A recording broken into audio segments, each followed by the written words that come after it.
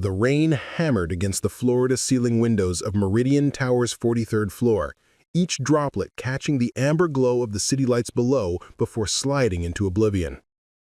Marcus Chen stood with his back to the conference room, hands clasped behind him, watching the storm transform Chicago into a watercolor painting of blurred yellows and reds.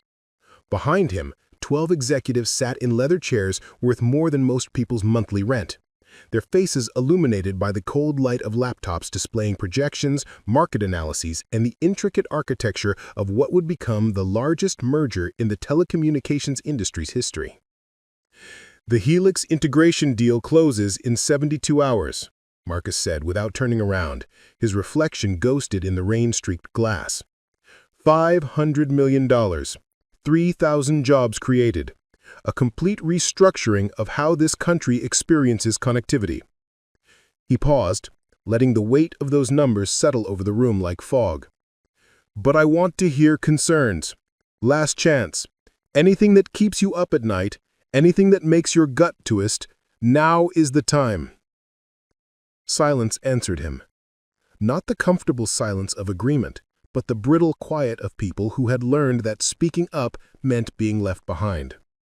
Marcus had built Chen Dynamics over 23 years, transforming a small wireless provider into a titan that Forbes called the future of American infrastructure. He had done it by being smarter, faster, and more ruthless than everyone else. He had done it by never second-guessing himself. "Good," he said, finally turning to face them.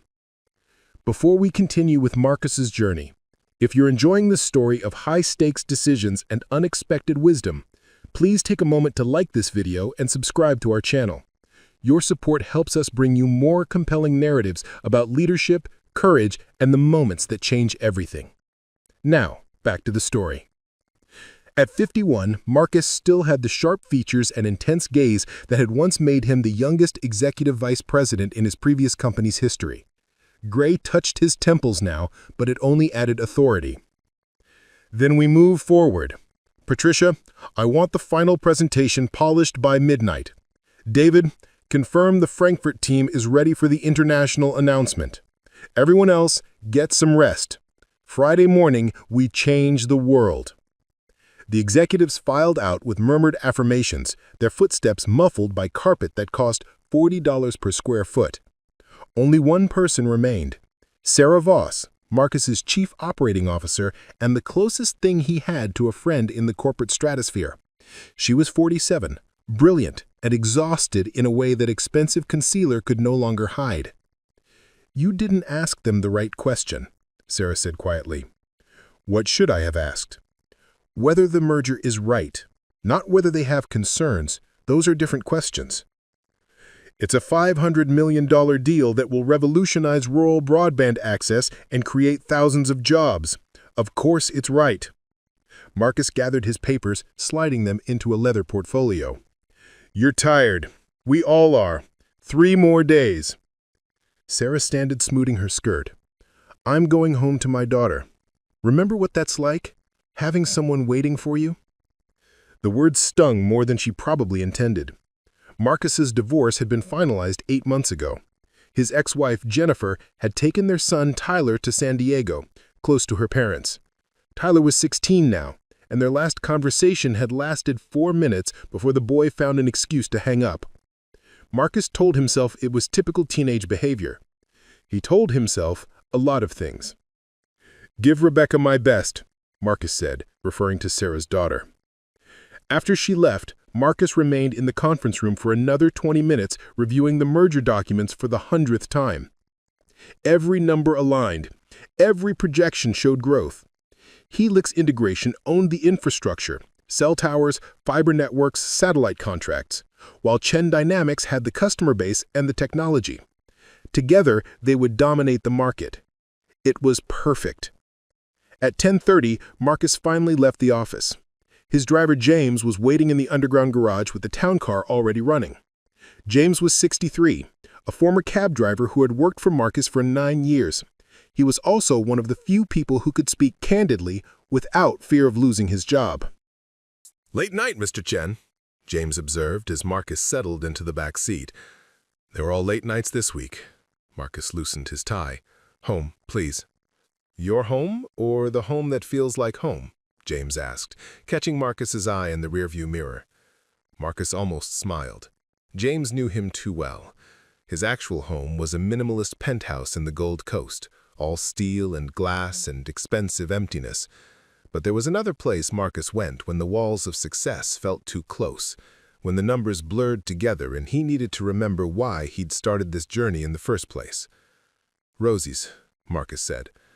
James nodded and turned the car toward Pilsen, a neighborhood Marcus had grown up in before it became trendy, before the galleries and boutiques replaced the corner stores and family restaurants.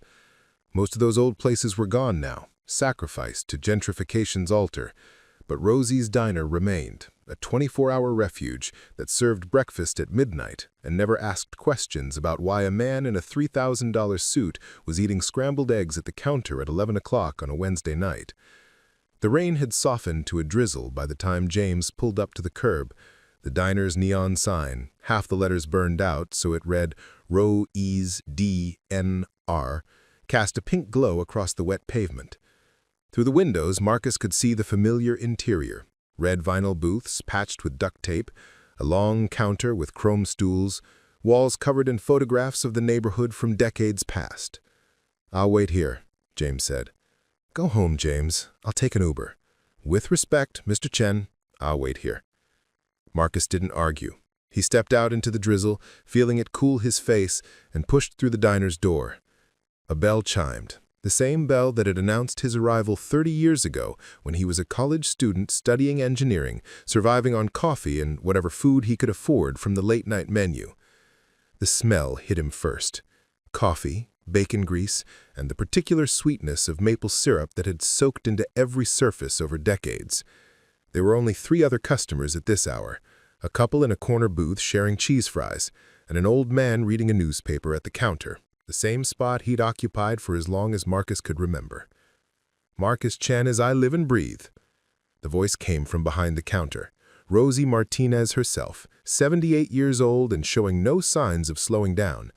She had owned this diner for 46 years, had served 3 generations of the neighborhood's families, and had a memory like a steel trap. She wore her gray hair in a neat bun, her white apron spotless despite the dinner rush being only a few hours past. "Hi, Rosie." Marcus took his usual stool, third from the end, where he could see both the door and the window. "Big shot returns." Rosie was already pouring coffee, the exact color Marcus preferred. "Dark enough to see your sins in," as she always said. "Saw you in the Tribune yesterday. $500 million. That's a lot of zeros." "It is." Marcus wrapped his hands around the mug, feeling its warmth. "Have you been?" "Same as always. The rent keeps going up, my knees keep complaining, and people still need feeding." She pulled out her order pad, though she both knew she didn't need it. "The usual?" "Please." She called his order back to the kitchen, scrambled soft, wheat toast, bacon crispy, then leaned against the counter, studying Marcus with eyes that had watched him grow from a skinny immigrant kid with big dreams into whatever he was now. "You look tired." She wasn't asking. "Big week, big life, more like." She refilled the old man's coffee without being asked. "You remember when you used to sit right there, studying those big engineering books? You'd make 1 cup of coffee last 4 hours. I used to slip you extra toast when you weren't looking." Marcus did remember. He remembered being 22 and terrified, an immigrant from Shanghai who'd arrived in America at 15 with his parents, who'd worked himself halfway to death to get into Northwestern, who'd survived on 3 hours of sleep and the stubborn belief that he could build something that mattered. Rosie had been one of the few people who treated him like he already was somebody, not somebody he might become. "I remember," Marcus said quietly. "I never thanked you properly for that." "You came back. That's thanks enough." Rosie glanced toward the kitchen, then back at Marcus. "Big merger, huh? Fancy business." "Very fancy." "You confident about it?" It was a simple question, asked in the same tone she might use to ask about the weather. But something in Marcus shifted. He thought about Sarah's comment in the conference room, about the question he hadn't asked. He thought about the silence from his executives, the kind of silence that meant either complete confidence or complete fear. "Yes," Marcus said, and heard how it sounded, like he was trying to convince himself. The kitchen bell rang. Rosie retrieved his plate, set it in front of him with practiced ease. The eggs were perfect, the bacon exactly as crispy as he liked. Muscle memory from 40 decades of service. "You know what I love about this place?" Marcus asked. "Everything stays the same. Same booth configurations, same menu, same coffee. It's reliable." "Reliable is another word for stuck," Rosie said. "But yeah, we're stuck. Can't afford to modernize even if I wanted to. Health inspectors keep threatening to shut me down because the ventilation system's older than most of the customers. But we survive. We adapt. We keep cooking."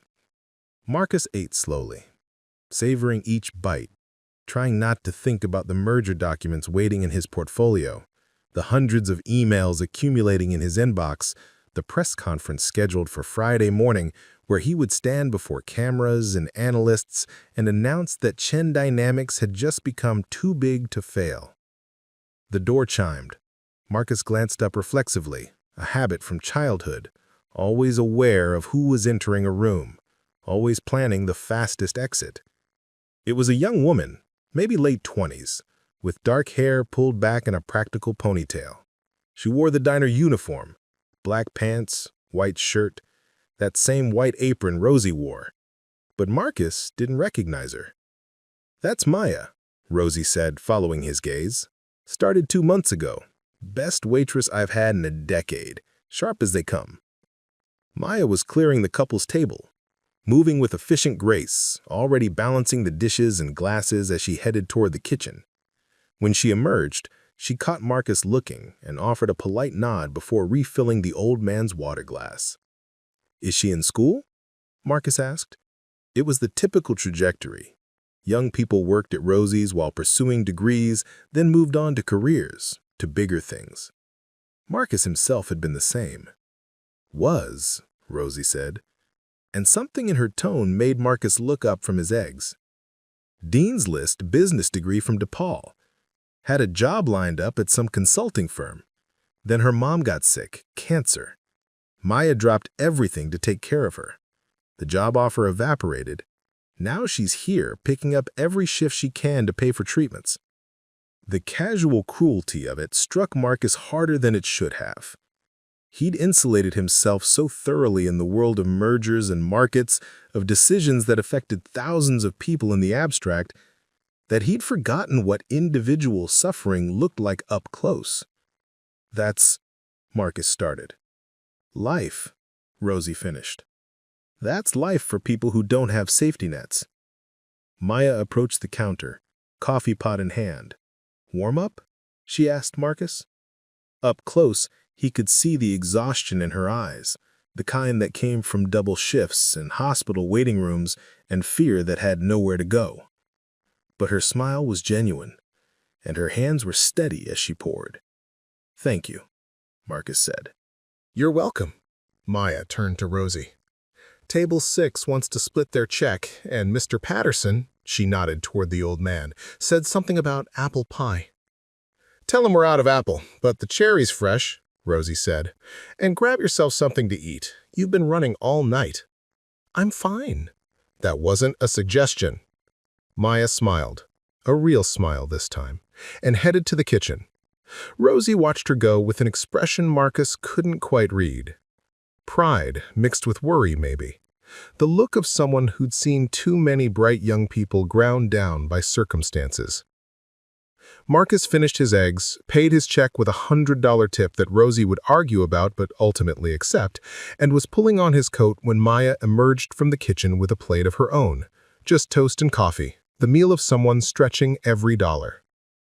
She took a stool at the far end of the counter, pulled out her phone, and began scrolling through what looked like medical bills or insurance statements.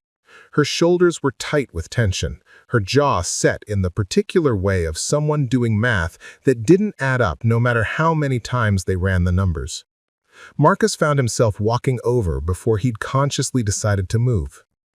"Excuse me, Maya, right?" She looked up, surprised.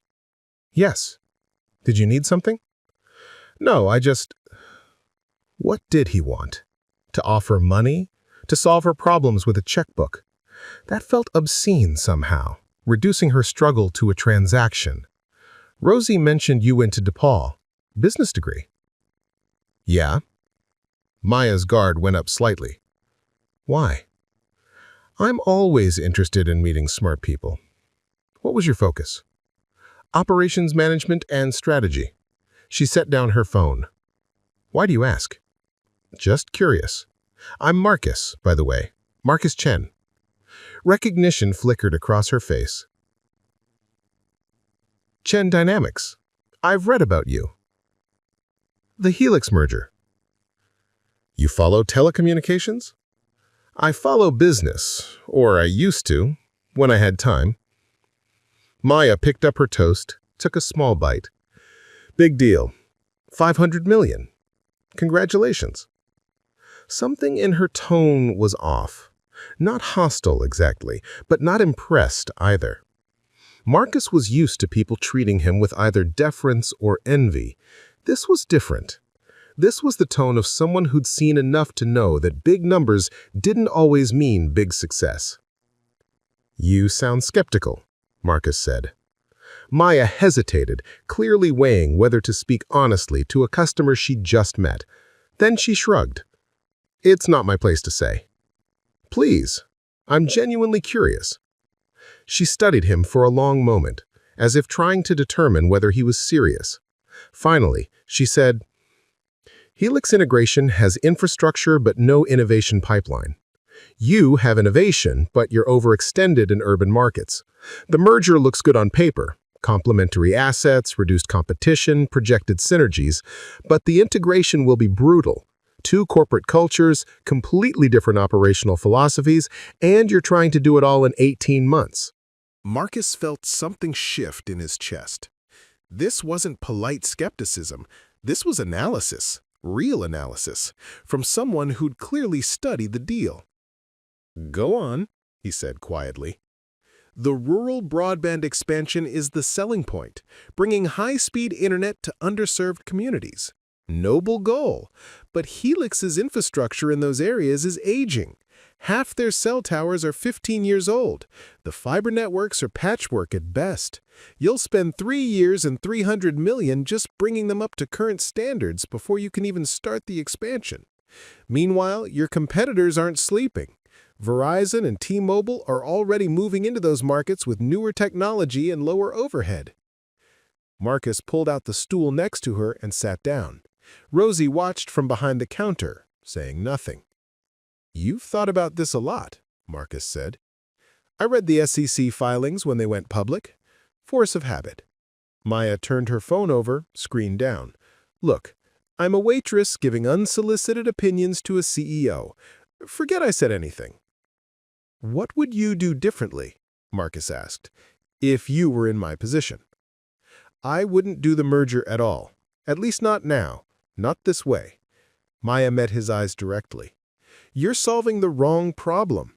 The issue isn't infrastructure or market share. It's trust.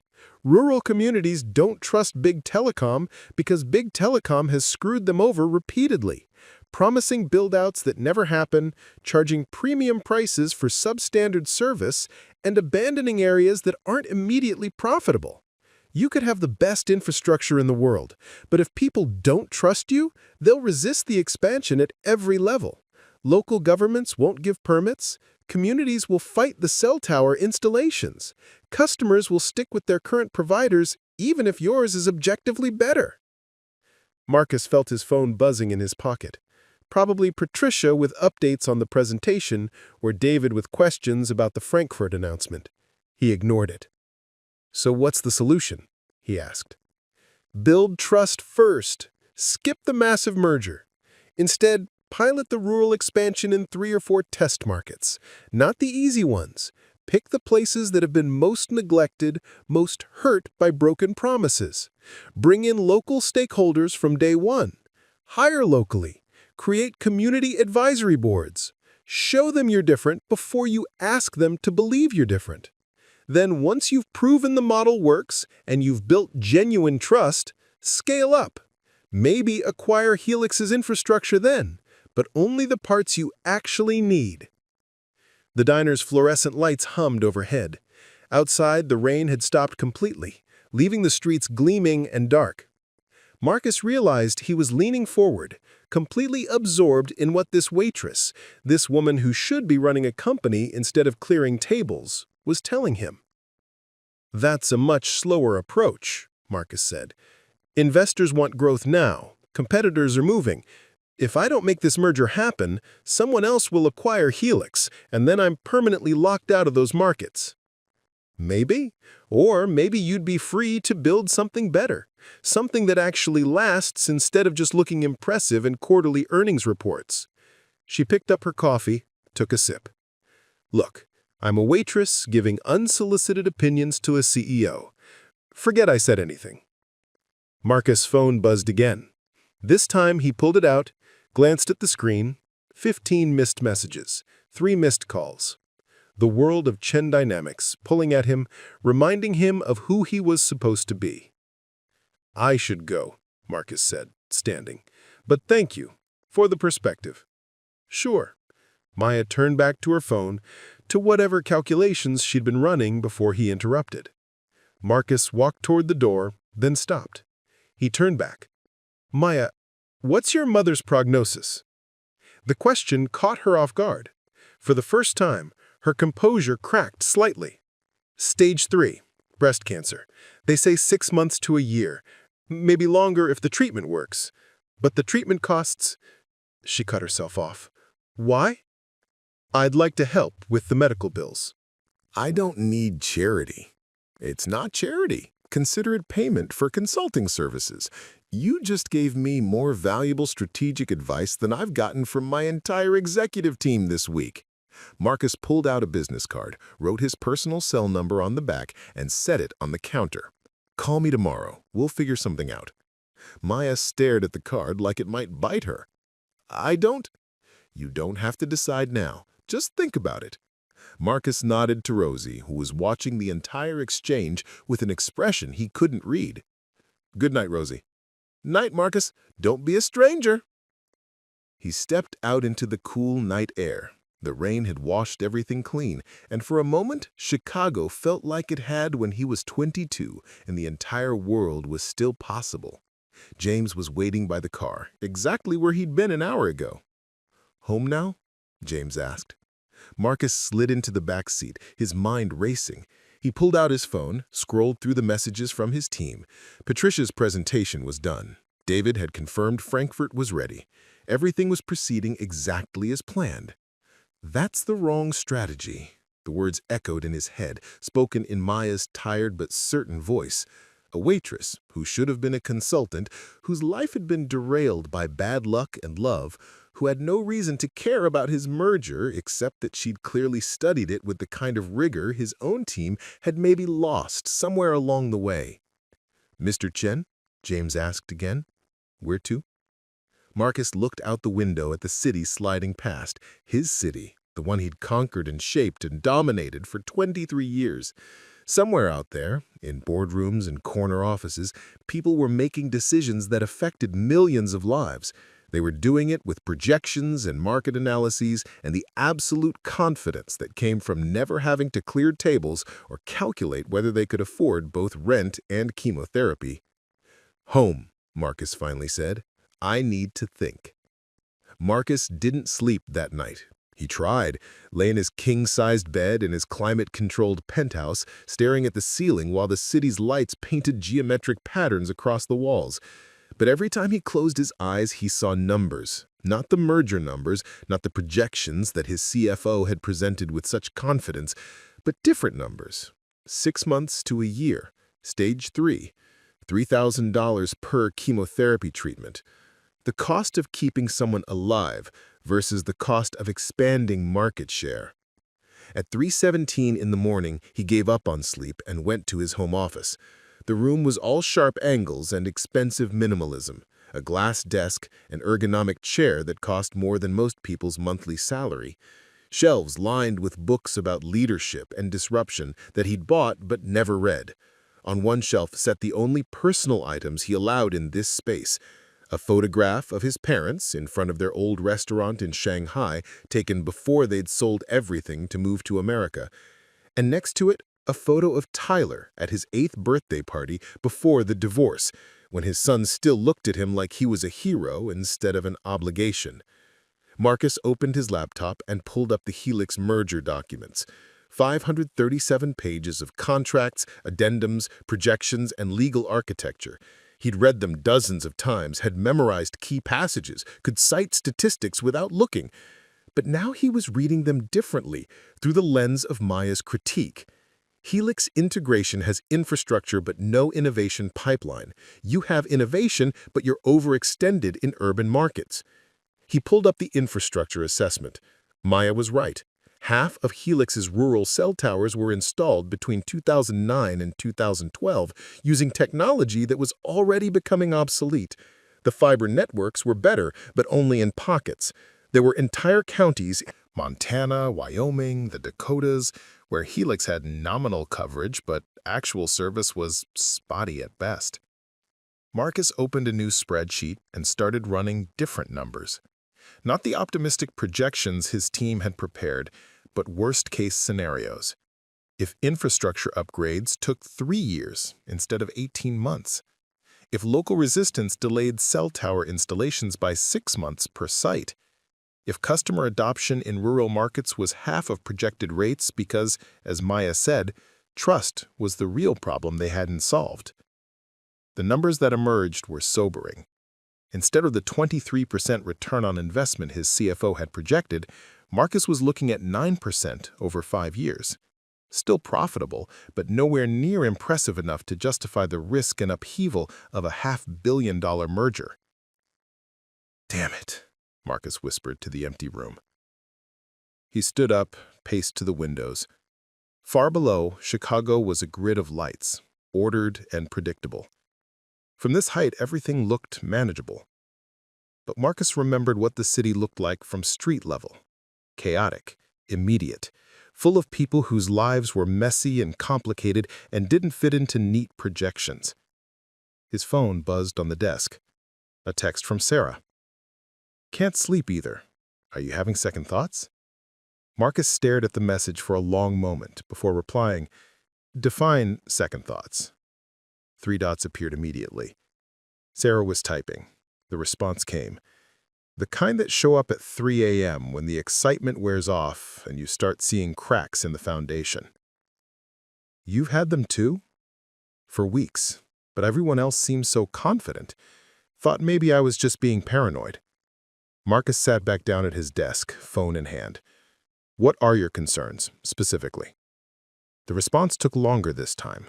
When it came, it was a voice message. Sarah's voice was tired but clear.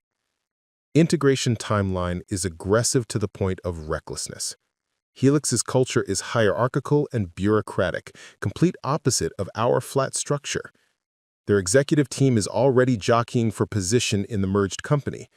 I've heard rumors of mass resignations if certain people aren't guaranteed C-suite roles. And the rural expansion, Marcus, we've done preliminary community surveys in those areas. Approval ratings for telecom companies in those areas average 31%. They don't want us there. They think we're going to extract resources and give nothing back, because that's what every other company has done." Marcus closed his eyes, feeling something he hadn't allowed himself to feel in years. Doubt. Real doubt. The kind that questioned not just tactics, but fundamental assumptions. He sent a voice message back. "I met someone tonight, a waitress at Rosie's diner. She basically articulated every concern you just raised, plus a few more. She has a business degree from DePaul, should be doing exactly what we do, but life got in the way." "What did she say?" "That we're solving the wrong problem. That infrastructure doesn't matter if there's no trust. That we should pilot the expansion in neglected markets, build credibility before we try to scale." Silence from Sarah's end. Then, "That's actually brilliant, and it would require us to completely scrap the merger." "I know. Marcus, we're 72 hours out. Contracts are signed, press releases are written, Frankfurt is ready to announce. If you pull this now— I know, Marcus said again. You'll be eviscerated. Investors will revolt, our stock will tank. People will call you indecisive, weak, a failure. I know. Another long pause. Then Sarah said quietly, but it might be the right thing to do. Marcus ended the call and sat in the darkness of his office, watching dawn begin to purple the eastern sky. He thought about his father, who had come to America with $1,000 and a dream of opening a restaurant. It had taken him 8 years to save enough. 8 years of working as a dishwasher, a line cook, living in a basement apartment with 3 other families. When he finally opened Chen's kitchen in a small storefront in Pilsen, he'd insisted on doing everything right.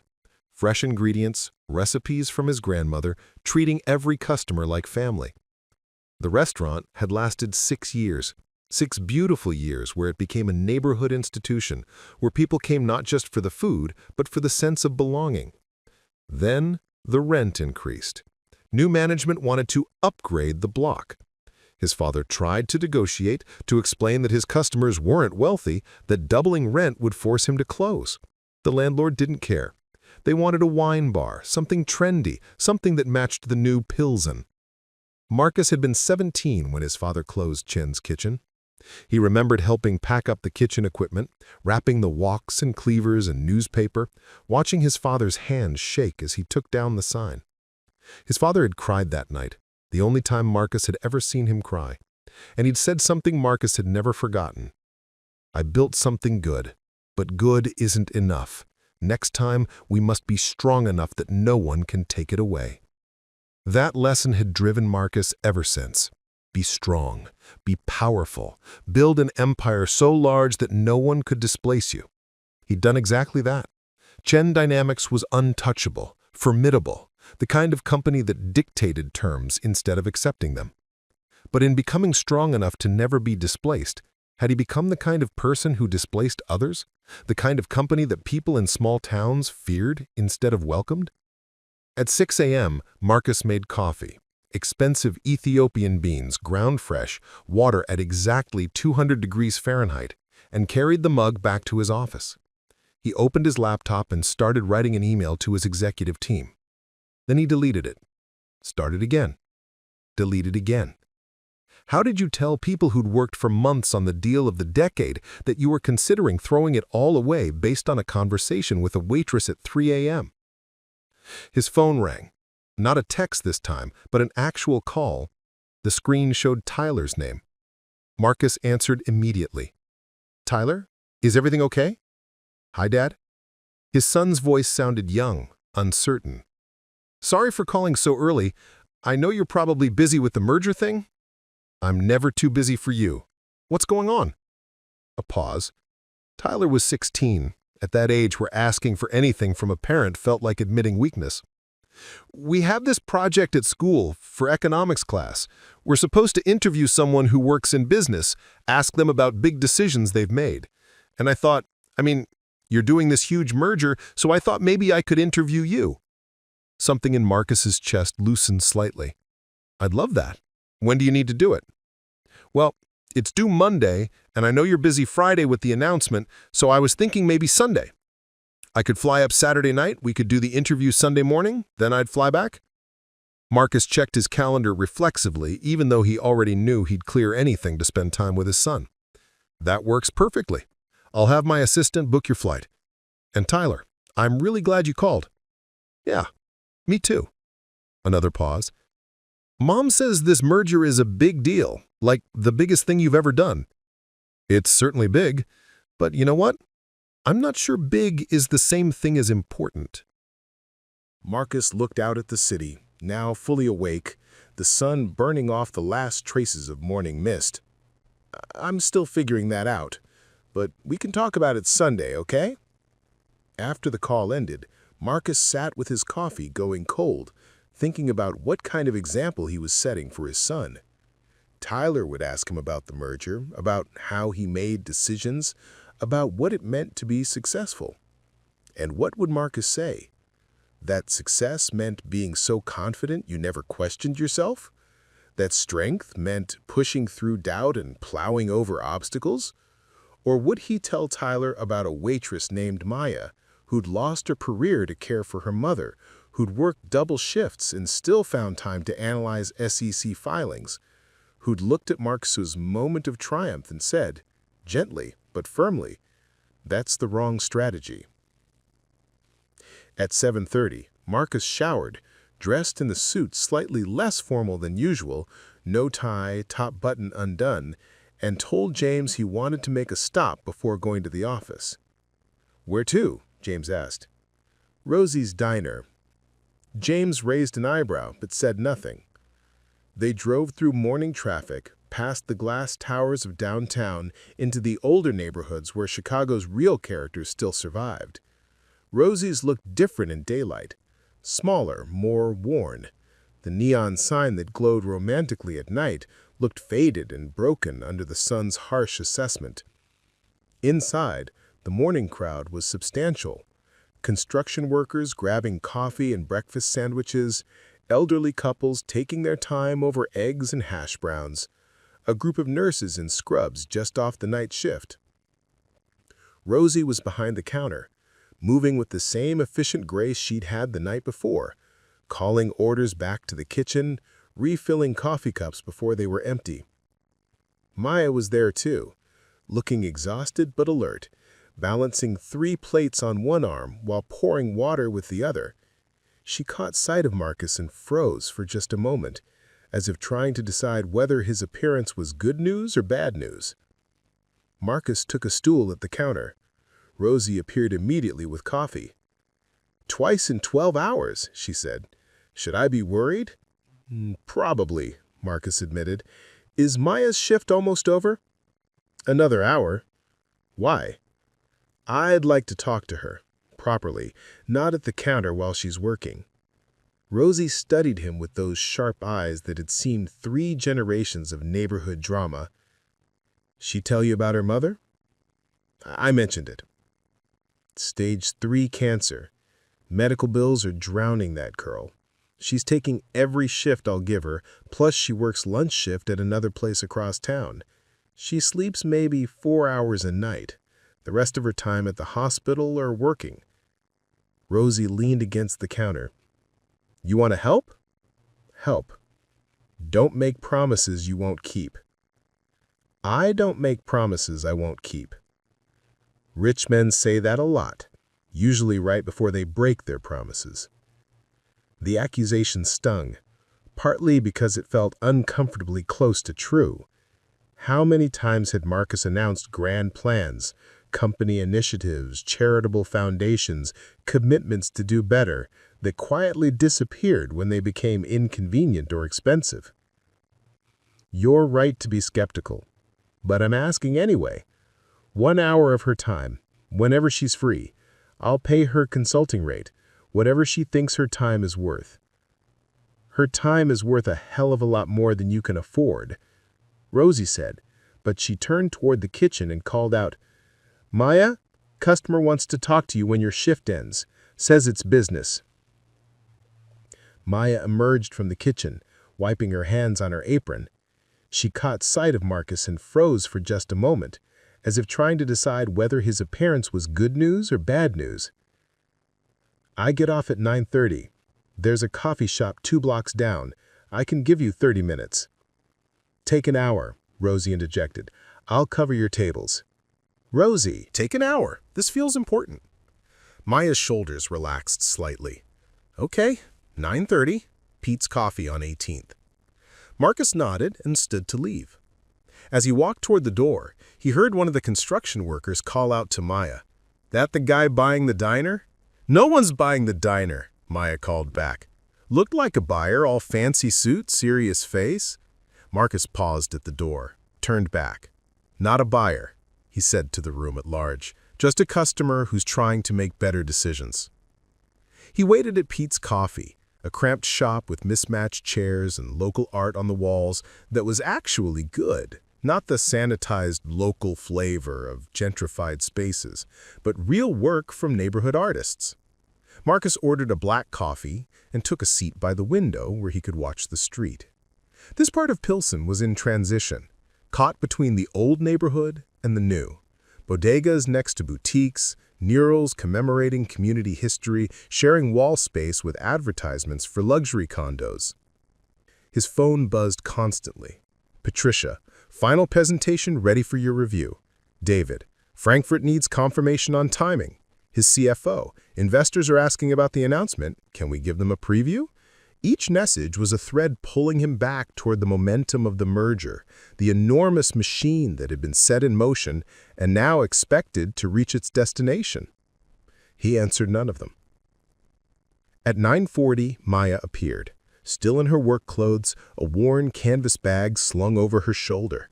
She looked around the coffee shop with the particular wariness of someone who'd learned to assess spaces for safety and exits. When she spotted Marcus, she walked over, but didn't sit immediately. "You want something to drink?" Marcus asked. "I'm buying." "I'm fine." "You've been on your feet for, 8 hours? Sit, have coffee. Let me at least do that much." Something in his tone must have convinced her. She sighed and sat down. "Okay."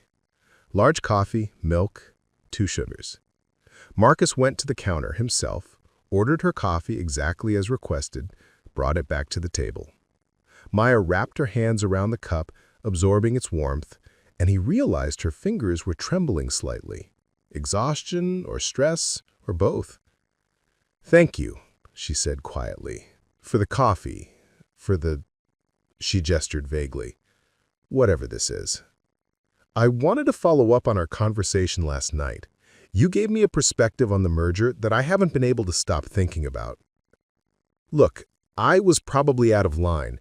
You didn't come to the diner for unsolicited business advice from someone who actually studied the deal instead of just nodding along with projections. I came back this morning specifically to find you." Maya took a sip of her coffee, watching him carefully. Why? It was a fair question. Marcus thought about how to answer honestly.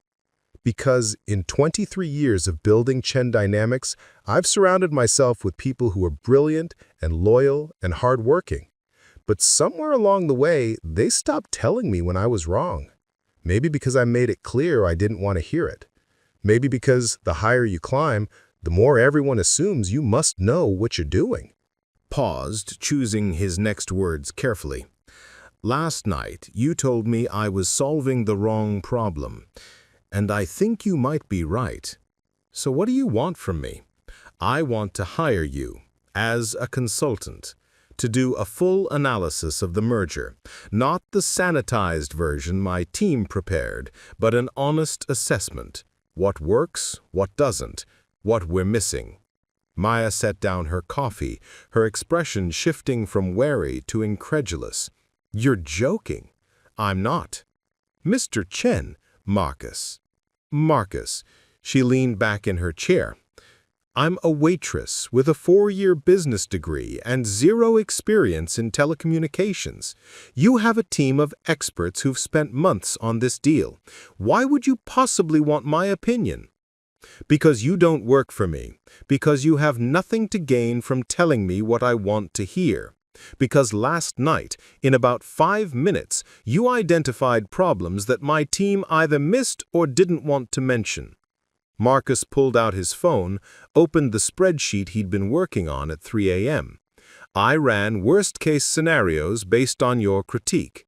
Infrastructure delays, community resistance, integration challenges. You know what I found? The merger still looks profitable, but barely. Certainly not enough to justify the risk."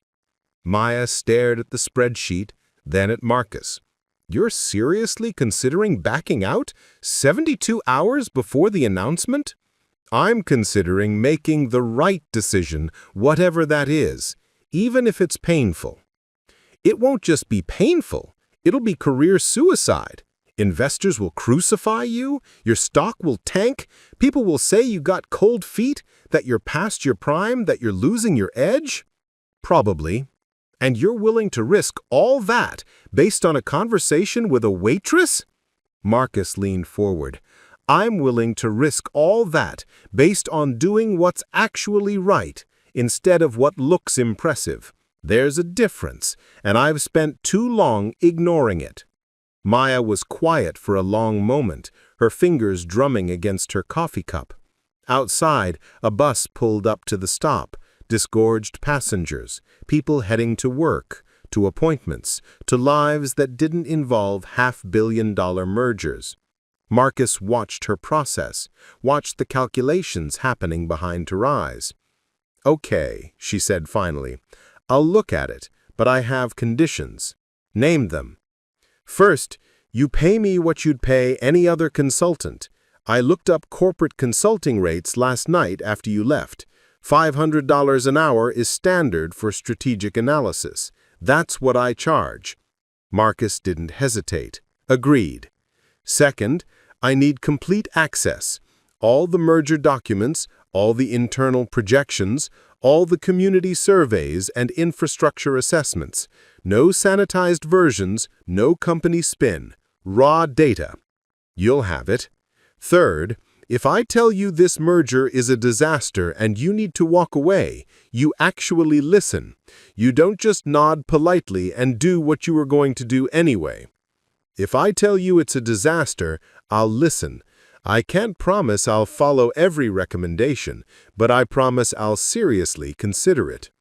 Maya studied him as if trying to determine whether he was sincere or just another wealthy person playing at humility before defaulting to arrogance. Whatever she saw must have satisfied her, because she nodded. "Okay, I'll look at it. When do you need the analysis? How fast can you do it? How fast do you need it? The merger announcement is Friday morning. Today is Wednesday. If I'm going to pull out, I need to know by Thursday night at the latest." Maya's eyes widened. "You're giving me 36 hours to analyze a $500 million merger?" "Yes." "That's insane."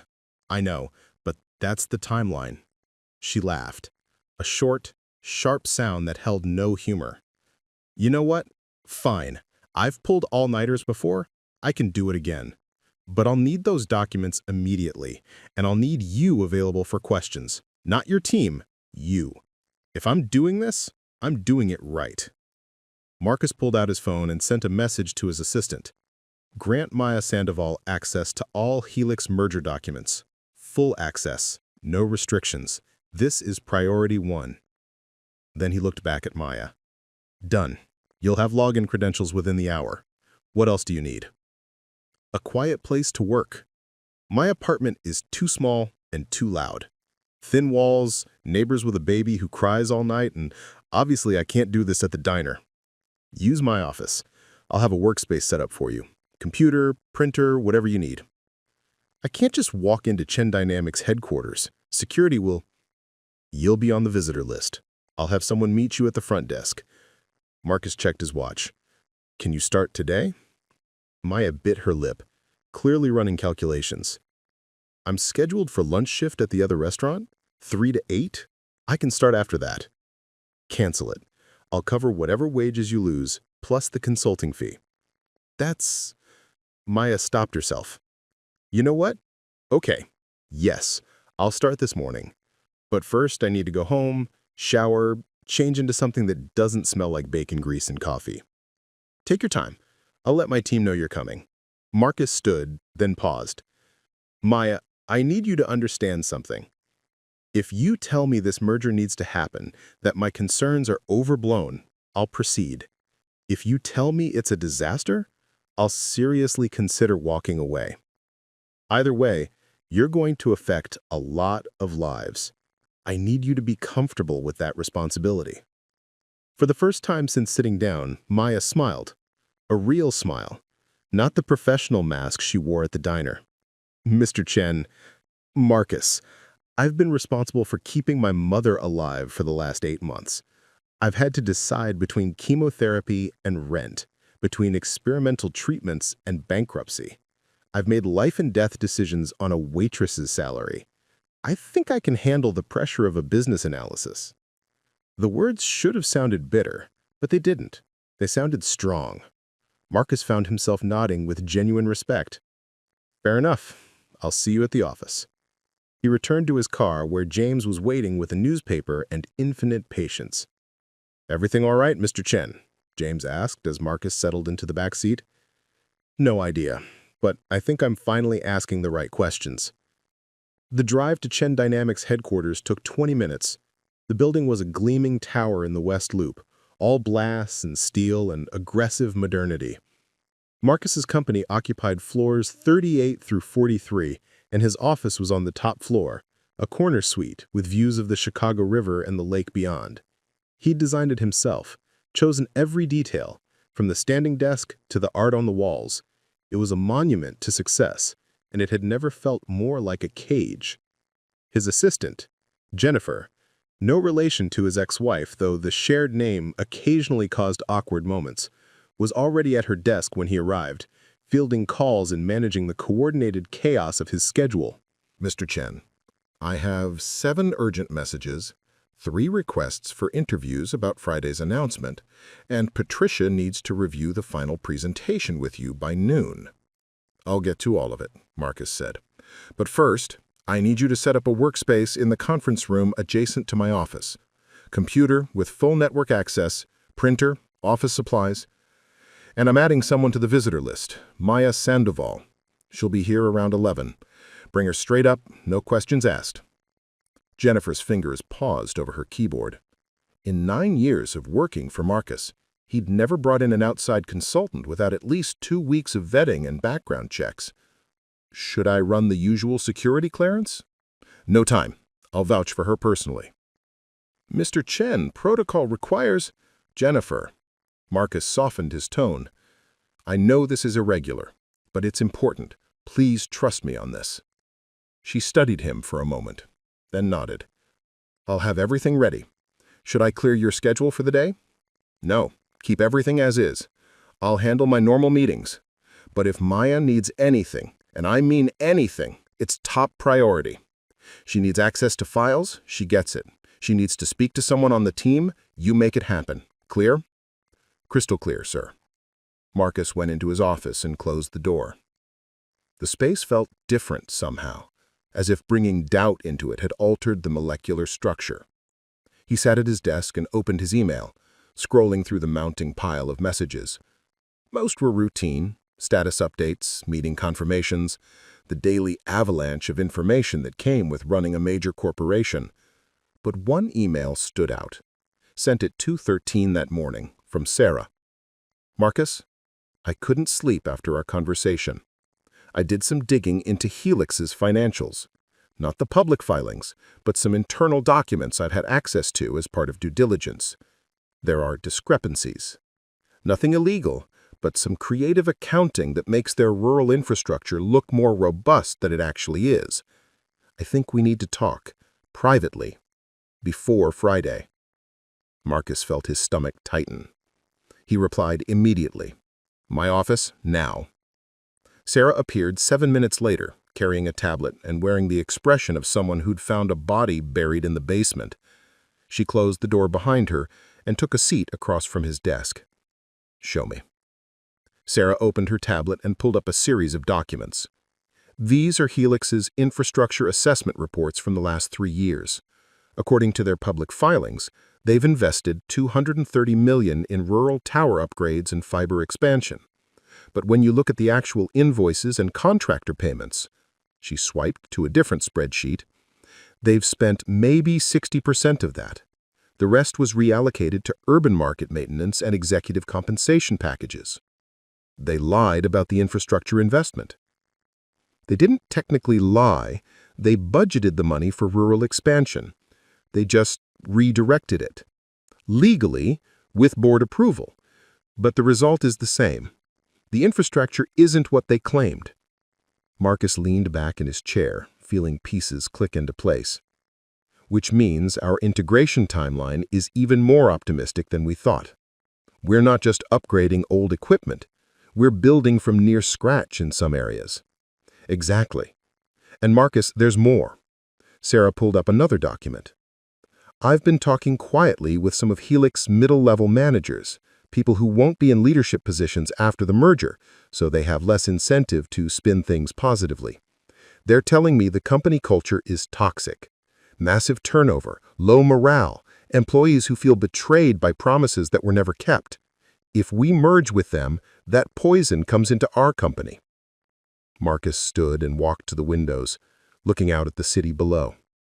Somewhere down there was Rosie's diner, where Maya was probably still working, serving coffee to people who had no idea their waitress was about to help determine the fate of a $500 million deal. Why didn't this come up earlier? We had months of due diligence. It did come up. Sort of. There were red flags in the reports, but they were buried in footnotes and appendices. And I think, Sarah hesitated, I think we all wanted this deal to work so badly that we overlooked things we shouldn't have. Confirmation bias. Exactly. Marcus turned back to face her. I hired an outside consultant. She's coming in today to do an independent analysis. Sarah's eyebrows rose. Who? Someone with no stake in the company, no history with us, no reason to tell me what I want to hear. Marcus, we're 48 hours from announcement. Bringing in someone new is exactly what we should have done months ago. Marcus returned to his desk. I need you to cooperate fully with her. Whatever she asks for, provide it. Whatever question she has, answer honestly. This isn't about protecting the deal anymore. It's about figuring out if there's a deal worth protecting. Sarah was quiet for a long moment, her fingers drumming against the tablet. Then she said, "You're going to back out, aren't you?" "I don't know yet. That's why I hired the consultant." "The board will revolt. Investors will demand your resignation. It could destroy the company. Or it could save us from a catastrophic mistake." Marcus met her eyes. "Sarah, if this merger is wrong, if it's built on faulty assumptions and creative accounting and wishful thinking, then walking away isn't weakness. It's the only responsible choice. Tell that to the shareholders." "I will, if that's what it comes to." Sarah stood, gathering her tablet. "For what it's worth, I think you're making the right choice, even if it costs us everything." After she left, Marcus sat alone in his office, feeling the weight of what he was about to do. Not the merger. That was just money and market share. Important, but not meaningful. The weight was in choosing to question himself, to admit doubt, to potentially destroy everything he'd built because a waitress at a diner had pointed out that he was solving the wrong problem. His phone buzzed. A text from Tyler. "Booked my flight. Saturday at 6 p.m. See you Sunday morning. This is going to be a really cool interview." Marcus stared at the message, thinking about what he would tell his son, what lessons he was teaching through his actions, not just his words. Tyler would ask him about success, about how to make good decisions, about what it meant to be a leader. And Marcus would have to answer honestly, even if honesty meant admitting he'd been wrong, that success sometimes meant walking away from the thing everyone expected you to want. He typed back, "Can't wait. I have a lot to tell you about what I'm learning." At 11:15, Jennifer called through to his office. "Mr. Chen, Maya Sandoval is here." "Send her in." Maya appeared a moment later, transformed from the exhausted waitress he'd met that morning. She wore dark slacks and a simple blouse, her hair down instead of pulled back, and she carried a professional-looking leather bag that had better days, but was clearly well-maintained. She looked nervous but determined. "Thank you for coming," Marcus said, standing to shake her hand. "Jennifer set up a workspace for you in the conference room. It has everything you should need, but if there's anything else, I'll let you know." Maya looked around the office, taking in the view, the expensive furniture, the quiet confidence of wealth. This is surreal. Working on a merger analysis? Being in a place like this? 24 hours ago, I was pouring coffee. Now I'm... She gestured vaguely. Here. 24 hours ago, I thought I had all the answers. Now I'm hiring a waitress to tell me if I'm making the biggest mistake of my career. We're both in surreal territory. That earned a small smile. Fair point. So where do we start? Let me show you to the conference room. Then I'll introduce you to Sarah. She's my COO and the person who's been most directly involved in the merger planning. She'll get you oriented with the documents. The conference room was impressive. Long glass table, ergonomic chairs, a wall of windows overlooking the river. Jennifer had set up a workstation at one end with a top-of-the-line computer, dual monitors, and neat stacks of office supplies. "This is incredible," Maya said quietly. "It's just space and equipment. What matters is what you do with it." Marcus pulled out a chair for her. "Everything okay? You seem hesitant." Maya set down her bag and turned to face him. "Can I be honest?" "Please." "This morning, I almost didn't come. I got as far as the lobby before I nearly turned around and left." "Why?" "Because this feels too big, too fast. Because I'm not qualified for this, not really. I have a business degree and I like reading SEC filings, but that doesn't make me a corporate consultant. Because what if I'm wrong? What if I tell you to back out and it turns out the merger would have been brilliant? Or what if I tell you to proceed and it's a disaster? Either way, I'm affecting thousands of lives and I'm not sure I have the right to make that call." Marcus sat down across from her, recognizing his own doubts reflected in her words. "You know what convinced me that you were the right person for this?" "What?" "That exact uncertainty. My entire executive team is brilliant and experienced and confident. Too confident. They've forgotten how to question their assumptions. You're smart enough to see the problems, honest enough to articulate them, and humble enough to doubt yourself. That combination is rare. It's also exactly what I need right now." Maya absorbed this, then nodded slowly. "Okay, but I'm going to need you to promise me something." "What?" "Don't make this decision based on what I tell you. Use my analysis, consider it seriously, but ultimately this is your call.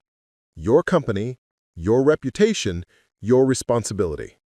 I'll give you the best assessment I can, but you have to own the final choice. Deal?" Marcus extended his hand. "Deal." They shook on it. And in that moment, Marcus felt something shift. Not certainty. He was further from certainty than he'd been in decades, but something better. Clarity. The willingness to ask hard questions and accept difficult answers. The courage to admit when the path forward wasn't clear, and the wisdom to seek help finding it. "All right," Maya said, settling into the chair and powering up the computer. "Let's figure out if you're about to make a $500 million mistake." Maya worked through Wednesday afternoon and evening like someone possessed. Marcus had expected her to approach the analysis methodically, perhaps taking time to orient herself with the documents before diving deep.